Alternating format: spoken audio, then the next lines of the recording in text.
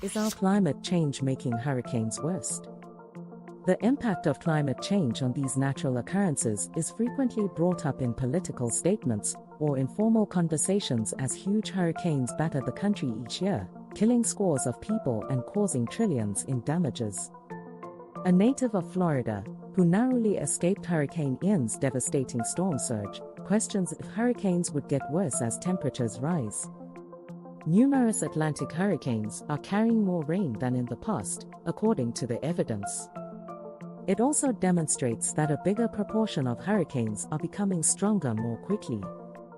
The hazards and expenses are multiplied by more people living along the coast and by sea levels that have already increased by 7 to 8 inches, according to scientists. The question of whether human-caused greenhouse gas emissions and global warming have an impact on storm frequency and intensity is more difficult to answer. Climate and hurricane experts concur on certain issues, but they perceive conflicting evidence on others. It may be difficult to remember that scientists have only had access to good satellite records and data for the past 40 years, despite the fact that individuals can currently observe tropical storms, even before they break off the west coast of Africa and enter the Atlantic Ocean. Nicholas Cruz, the Parkland shooter, is advised to serve life in prison by a jury. The gunman who killed 17 people at Marjorie Stoneman Douglas High School in Parkland, Florida, should receive a life term without the chance of parole, according to a jury's recommendation. The 24-year-old Nicholas Cruz admitted guilt to 17 counts of premeditated murder and 17 counts of attempted murder last year. Now, the jury had to decide whether Cruz would receive a life term in prison or the death penalty. The 12 jurors must all agree in order to impose the death penalty. The jurors came to the consensus conclusion that Cruz's murders had extenuating factors. However, at least one juror came to the conclusion that life in prison was recommended instead of the death punishment since, in his case, the aggravating elements did not exceed the redeeming ones for each crime. It may have been challenging for spectators to instantly understand the jury's verdict during the hour-long reading of the verdict sheets for the 17 homicide counts. The news that Cruz would receive a life sentence rather than the death penalty caused a number of individuals in the audience, including family of the victims, to shake their heads in amazement and cry. A rare demonstration last week in Beijing demanded change before of a significant Communist Party meeting. Just days before the ruling Communist Party is anticipated to solidify Xi Jinping's power by giving him a rule-breaking third term as party leader, photos and videos posted online on Thursday showed protest banners on a busy overpass in Beijing calling for elections and the removal of the Chinese leader. It's unclear who organized the audacious protest in northwest Beijing, close to several of the nation's top colleges, or how quickly the pictures spread before being removed by Chinese censors from social networks. On one of the protest banners was written, "Food not tested by COVID. Not a revolution, but reform. Lockdown is not freedom. Not leaders' votes. Respect, not falsehoods. Not slaves but citizens."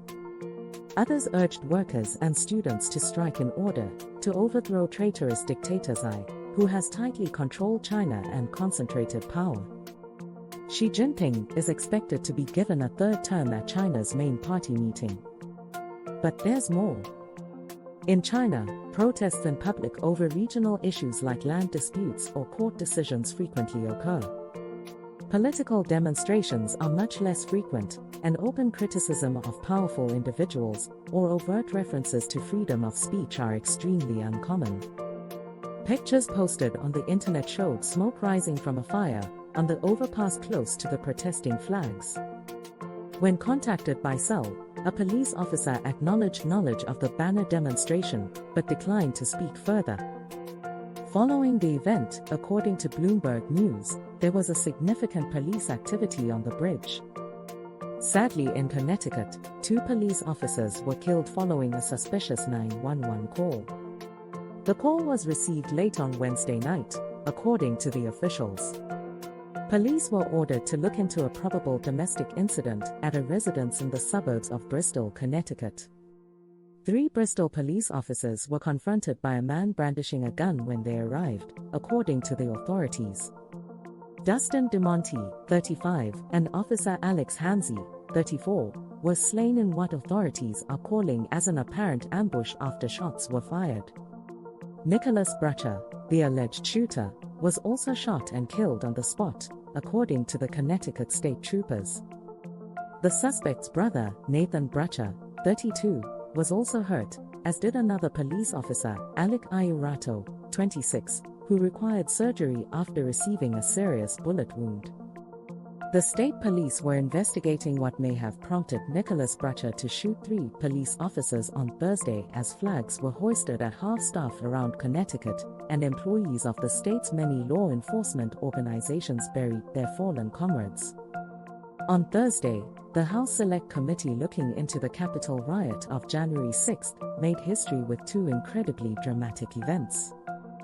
The first was the unexpected conclusion. The unanimous decision to summon former President Donald Trump to testify about his involvement in the incident. Vice Chairwoman Liz Cheney stated, "We must seek the central player's testimony under oath." Cheney stated that the committee has an obligation to personally question the man who started this whole thing. Every American has a right to the information, so we can take immediate action to safeguard our republic. Trump never concealed his plan to promote unfounded claims of an election theft if he ended up on the losing side, even before the vote was cast. Trump showed little regret or embarrassment whenever there was a new discovery about anything that occurred behind the scenes, such as the recorded phone call with Georgia's Republican Secretary of State Brad Raffensperger pleading with him to find 11,780 votes. He simply increased his stance, adamant that there was no scandal and that he had every right to act as he did. Trump's key tactic was to rarely be vague. Instead, it was an attempt to defend his actions. The panel looked at how deliberate the Trump administration had been in trying to cast doubt on the outcome of the election, from testing various theories about doing so to pressing state officials to actually change the vote, as they did in Georgia, to organizing supporters to intimidate Congress as it certified the Electoral College results. What are your thoughts?